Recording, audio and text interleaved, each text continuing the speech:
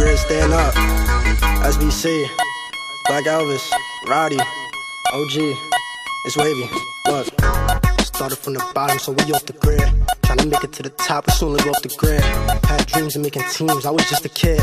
But we off the grid, yeah, we off the grid. On the come up, so we off the grid. Had dreams of the league, we was all just kids. And the bullets from the underground, they often miss. The podcast bringing light, so they don't call it quits.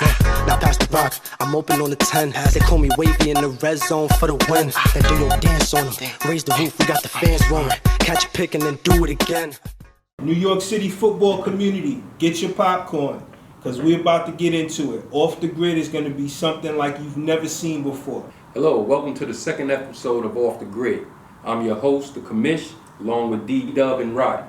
We're recapping what we did last week to give you some insight to what's going on in high school football in New York City. Roddy, did anything change since our last discussion about COVID and the effects on New York City football? Yeah, actually in episode 1, we did speak about how the typical athlete should try to go out and practice or whatever the case may be, even 7-on-7. I've actually went to a couple of Hayes practices for this last week to help the JV team and their 7-on-7 season. But I think that it's hard when I'm out there looking at it because you got DNs playing linebacker, and I think it's harder to coach in an environment like that and try to really preach like how to play football when it's just not ideal. Plus, on that field particularly, there's not a lot of space, so it's just a lot of adversity and whatnot that comes with that. So to try to really understand, like even like from the linebacker standpoint, in 7-on-7 you got to do a lot of sinking, but in a real game you got to read run and then read pass. So a lot of guys are on the field confused about how far they should sink. It's just, I think it's harder for the coaches and the players to adapt to it. Not that it's necessarily bad though. So the point that he makes is an interesting one. And two things I want to point out. The reality is that as a player, his expectation on what a guy should look like in November is very different. And what the kids today look like in November is not going to reflect what they normally would look like in November, right? I hear a guy saying, look, this guy has no business out here getting these reps. When the season comes and we put on pads, he's going to be playing DN. He doesn't need to understand what his flat responsibility as a middle linebacker, et cetera, et cetera. Coaching requires repetition, right? The only way you get better is through repetition. That a young coach like this is going to get frustrated. It's important for a guy that's been coaching for a little while to be able to say to a guy, listen, yes, it looks crazy, but this is necessary. But I think also, like, even with the repetition standpoint, a player, you got to get reps at what you're doing. So you got a bunch of guys, DNs, linebackers, or whatever the case may be, who are getting reps at a spot where they might not necessarily be at if they're playing with pads on. Or you might be asking for something that's a little out of the norm in a 7-on-7 game that you might not ask for as a coach in a regular game. So it's like, do you preach those themes and what you want in the 7-on-7, or do you tell a kid to be a football player and do what you got to do in a full pad setting? My approach is this. We talked last week about when you take a youth kid, not making them specialized and giving them the opportunity to learn various different things. Now, clearly, a guy that weighs 125 pounds is not going to play D-tackle, right?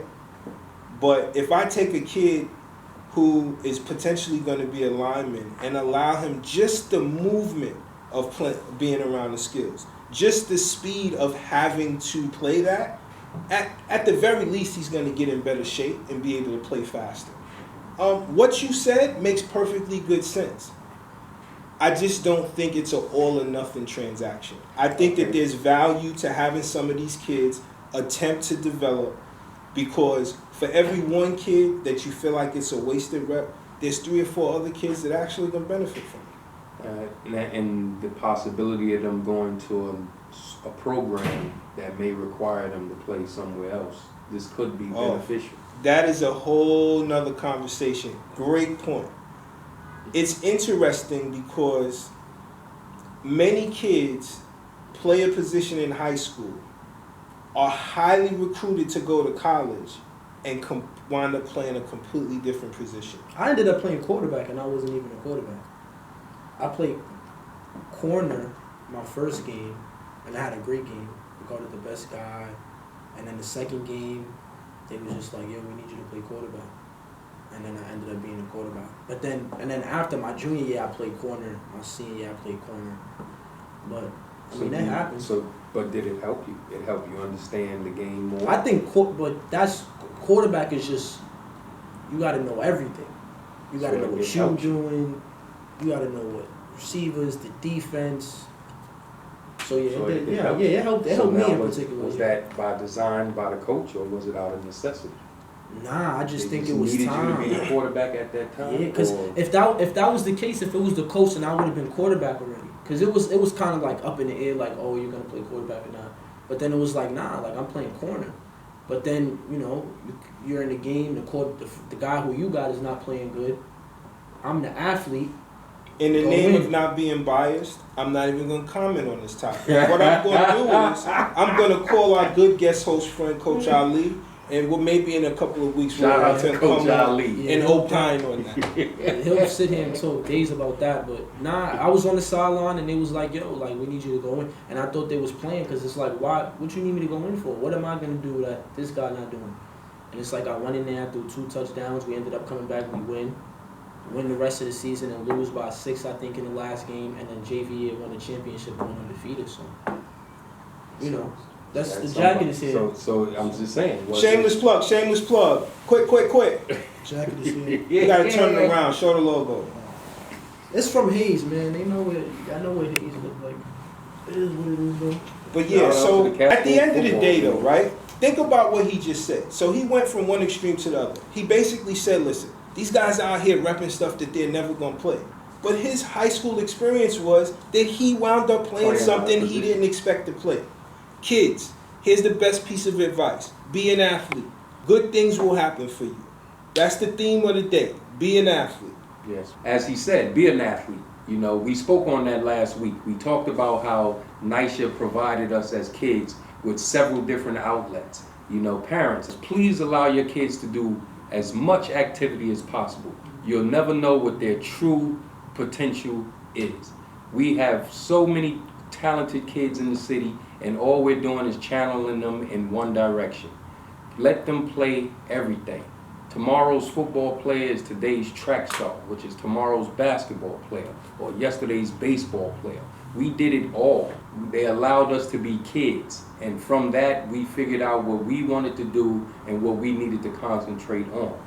To go into more detail, I just think that even like when it gets specific to just sports, like football in general, like if the coach says like you might be playing receiver or you might be playing running back or whatever the case, if they need you to go somewhere else, then you got to go.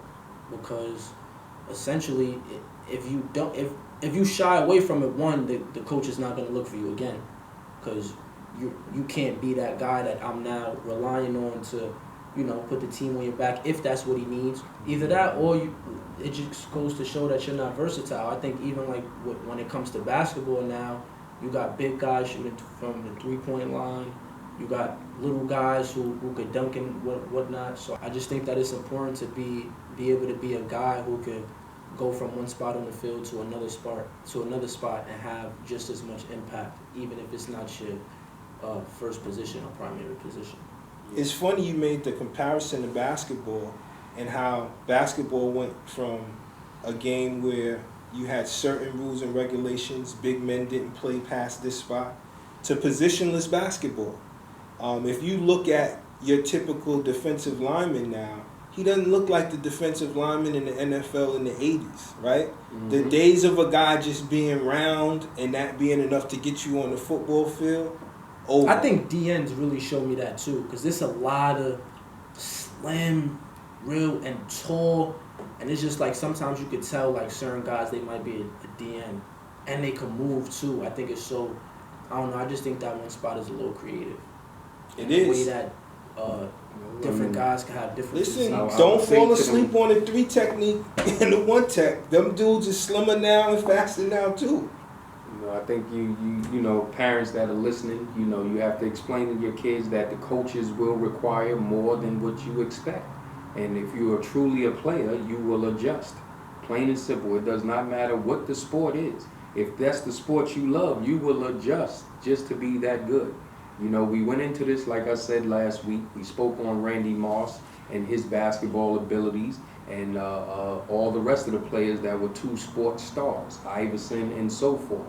There's nothing wrong with being the best you can be. You know, Dwayne Wade played power forward in school, which only helped him when he got to the league to play against bigger guys. You know, so stop shying away, as my man said, let the coaches coach. They might see something within you that you have not yet tapped, as they did. They pulled him to play quarterback, and he ended up winning the championship out the deal. Who would have thought that? I'm sure he did. That's another thing. I'm going to talk about all of that now, and we, at best, are not going to see football tomorrow. Saying, but that's what it is. Based on last year's numbers, these are the top 5. So you know, now it may change after COVID, but it's enough for somebody to say he's wrong. So if I said Hayes, Iona, Canisius, St. Francis, and Erasmus Hall, that's wrong. You see, because you going in the state. That's what I'm saying. The fact that you said Canisius, I know you went on Google. Yeah, that ain't check right, something man. up. That ain't right. Because they go to all of the state. Guess what? But they go to all of the state championships. Yeah. So you got to be. They're the rep for Buffalo every year. They're not even number 1. Every They're year. Number 5. Every year. But that was my thing. If I put a PSAL team, it's no way you coming in anything but 5. Well, right. And see, that's a point that we need to talk to about. People are going to get in their feelings about favoring one league over the other. But when you look at the two leagues, the PSAL New York State has not had a PSAL state champion in over 20 years. Who's that, Kennedy? Kennedy High School in the Bronx was the last, fact checkers. Kennedy High School was the last high school to win a state championship. Somebody please get in the comments and let me know if I'm on point with that one. And this is in the 90s. So you definitely, that's my thing. It's like you basically saying there's no PSAL needed in the top. We could talk PSAL because it's I don't think he's going to say that. Here's why he's not going to say that. He got too many friends that are nice that play in the public school league. He know they nice. And I can't tell them like, oh, you exactly. And the league ain't good either. So it's like I respect to all the guys who's out there in the PSAL, and I know a bunch of y'all. And you might say, oh, we could beat Hayes. But y'all, respectfully, scrimmage, 7-on-7. Can't be. Never me though. And that's my thing. It's like, as a player, you could say whatever you want to me. But when I played y'all, y'all didn't win. Same thing with like, Iona might not be in my top 5. Because every time you got to the playoffs, you lost against me. That's even worse for me. Like as a player, you can beat me in the regular season, but every time you get to the playoffs, you can't win. Everybody is entitled. And that's this ain't no diss to nobody. So I love all my people all around, all Catholic. You know what I say, right? Y'all New York kids are the only people I know that can take the term respectfully and then say the most disrespectful statement after it. But look, listen, that's what we're gonna do here. So we're going to let our hair down, and we're going to draw a line in the sand, and people going to feel how they're going to feel. That's good TV in my eyes. So, with all that being said, can we finally get your top 5 high school football teams in New York? So you're going to make me do this, right? All right. So we've talked a lot by default about Catholic high school programs. And I'm going to get into what I think weighs in the favor of the Catholic High School League when you start comparing programs in the city, right? Strength of schedule is always going to be paramount. Always. I don't care where you go. Independent league, if you go out of the state, when you look at nationally ranked teams, it's based on the fact that they're playing people that have a strength. The PSAL plays each other, and then when it's over, that's it, right? Well, we will have that show where we talk about why isn't there a state champion? Yeah. And that's another topic. So. Shout out to Kennedy High School. I think they might be the last state champion in New York City from the PSAL back in 1990. whatever. So what, you got yours in order or you just need... Nope, I'm not going to give an order, but I'm going to name what I think are the 5 most relevant high school football programs in New York City. Yeah, mine not in order either. Big shout out. You know first the first word come out your mouth is usually number 1. No. That's No. the- No. You starting at the back of the list? You're not in no particular order. Emphasis on in no particular order. I'm gonna say Hayes first, just cause you know. See, and listen, I got my jacket. he's biased. Yes. Shameless plug. I mean, if Shameless anybody plug. that went to any school, Listen, Hold on, right. so then I'm gonna go. I'm gonna go right now. Then. No. You're gonna Let get him your go. chance to rebut, Because guys. it's 5. All right. You gonna shift. So check this out. Respect to Coach Danny Lamberg and E. Hall, guys out in Brooklyn, right? We cannot, at any stretch of the imagination, not give them their just due. I also want to say that Lincoln, we got to go to Staten Island, to Curtis.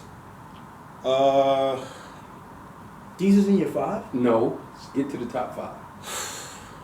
We can do the shout outs later. Yeah, I got. Listen. I have to say, honorable mentions come after. I have to say, at Clean it up. least Stop cleaning it up. Word. E. Hall and Curtis have to go in my top 5 because those Both of two them? teams have played each other in the PSAL He gave y'all championship 2. quite a few times in the last few years, He gave y'all 2. right? And Curtis High School. Curtis in Staten Island, And E. Hall in Brooklyn, Mm-hmm. Cardinal Hayes in the Bronx. Don't worry, I think we just came off of one, so y'all don't gotta go check. Oh out my no God, 5. I'm gonna. Stepinac in White Plains, and Iona Prep in New Rochelle. Honorable mention. Honorable mention. Because Listen, everybody could be on. Matter of Honorable fact, mention. everyone after that, if your school wasn't mentioned in the 5, you're all honorable. right. I'm not. No honorable mention. I gave you 5. Listen, I think those are the 5 most relevant high school programs in New York City in no particular order. There you go. I'm done. He gave y'all 2 public schools though. I think. Just your opinion. I might give you 1. Hayes is, and you know, no order, but Hayes. So you sure that's not an order? No order. Look, if you want to call me out, you know, Hayes goes 1 and everything after ain't in order. We can do that. Okay. Hayes.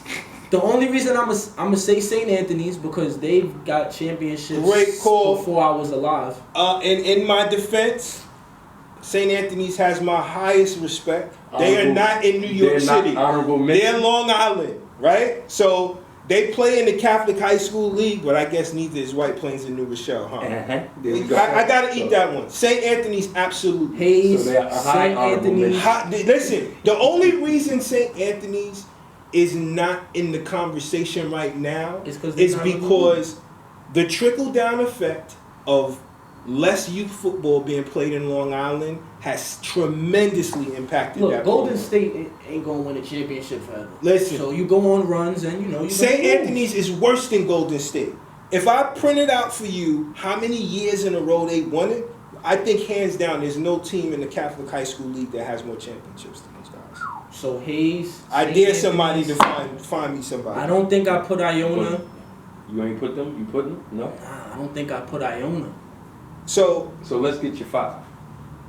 we've had this argument in his grading scale on not having I'm trying to Iona think. I don't even there. like It's based Eagle- on the fact that they have not won a AAA championship. But they just got to the AAA.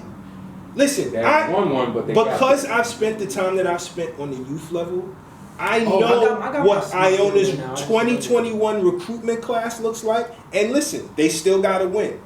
So it's going to be an interesting year if we play football in the spring. But come on, we can't like pretend as if they have not. You don't get up for games if they don't matter. Nobody says, "Oh, I got Iona this week. It's going to be a cakewalk." You know you got to come out and play. Them dudes put numbers up. How many points did Iona put up on you in the regular season last year?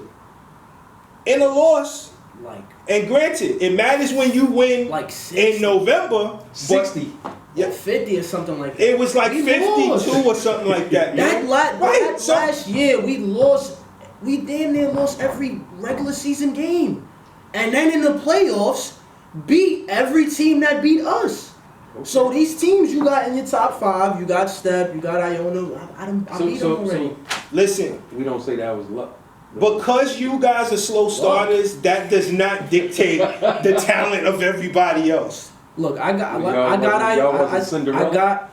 Hayes, Stepanek.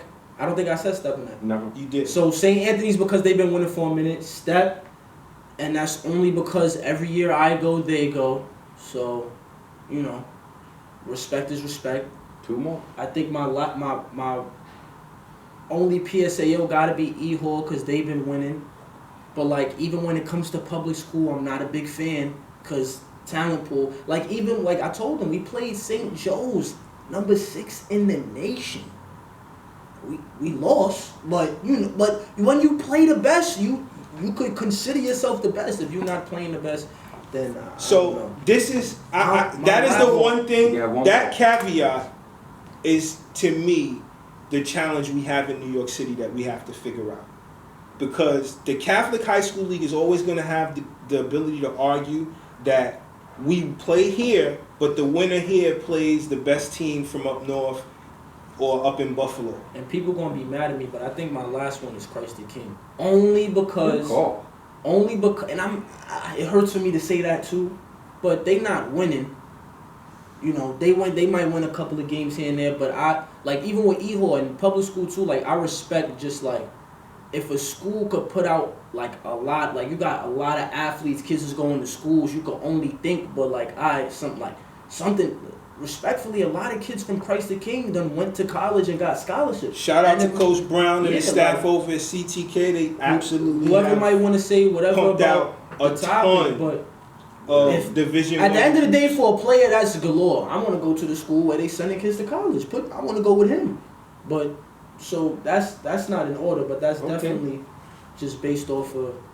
So we got Cardinal Hayes, St. Anthony, Stepanek, Erasmus Hall, and Christ the King. Roddy's top 5. You had Iona. I had Lincoln. And Lincoln.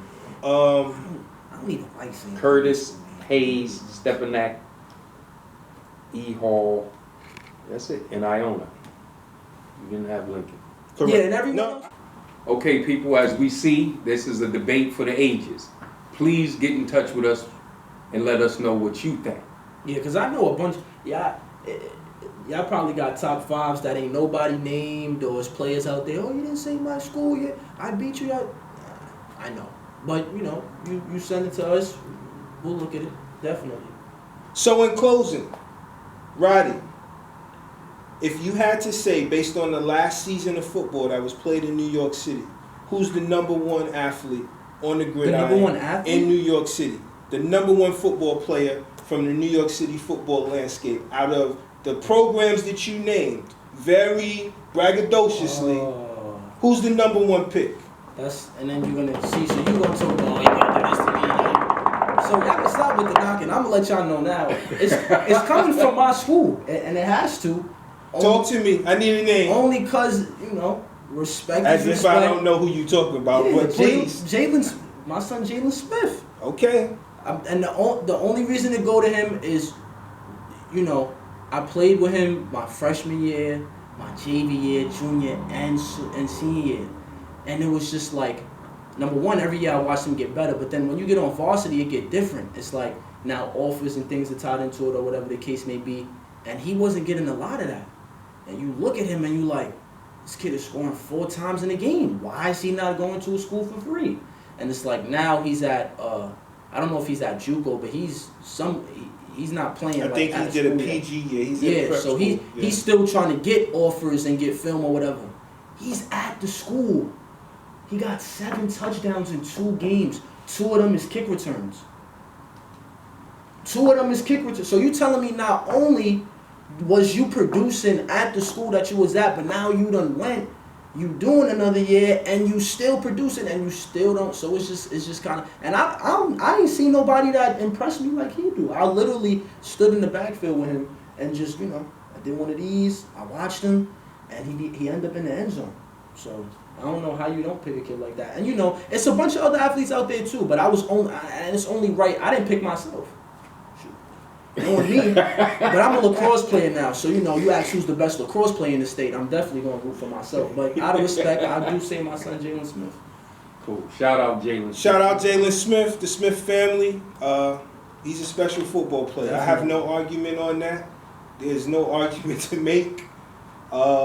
Listen, guys, we appreciate y'all tuning in this week. Definitely. We got more coming up for you, more arguments, more debates, and more football. Thanks for tuning in. See you next week. Was more than just a game, we wasn't from the same hoods. The ball kept us off the block, had to try to remain good. Started from the bottom, so you know we off the grid. Trying to make it to the top, so we live off the grid. Had dreams of making teams, I was just a kid. Oh, we off the grid? Yeah, we off the grid.